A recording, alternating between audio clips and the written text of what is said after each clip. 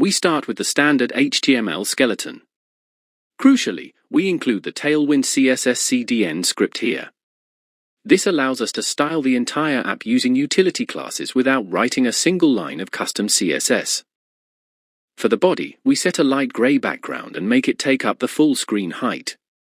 We also create a bold, indigo-colored header to act as our app's navigation bar. Here is our main layout container. We use a CSS grid, grid:1md, grid:2.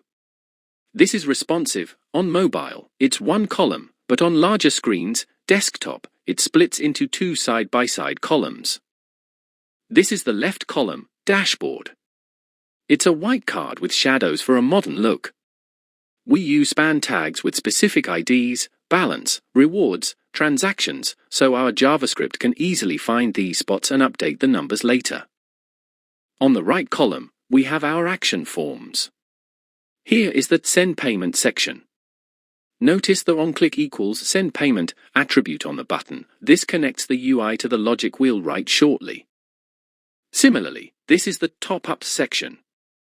It uses a green button, BG Green 600, to visually distinguish adding money from spending money. Finally, we have a list placeholder for saved credit cards and a button to add a new one. This button triggers Open Card Modal, which will show a pop-up. This is the modal component.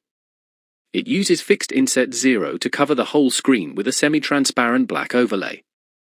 The hidden class keeps it invisible by default until we remove that class with JavaScript.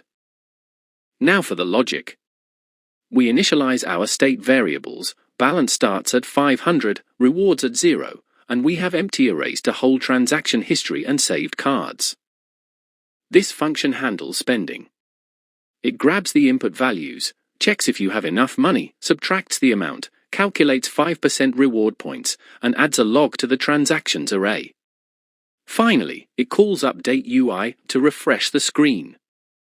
The top-up function is simpler. It just validates the input, adds the money to your balance, logs it, and refreshes the UI. These two functions control the visibility of the pop-up we created earlier. We simply add or remove the Tailwind hidden class to show or hide the overlay. When saving a card, we gather all the form data into an object, push it into our saved cards array, close the modal, and then call Update Cards to re-render the list. This is the core rendering function. It updates the text for balance and rewards. Then, it clears the transaction list and rebuilds it from scratch using a loop, creating a new div for every transaction in our history. Similar to Update UI, this loops through our saved cards. It creates list items, dynamically.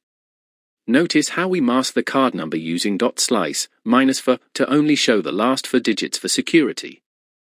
Finally, we have a function to delete a card using splice, and we call our update functions at the very end to make sure the app looks correct as soon as the page loads.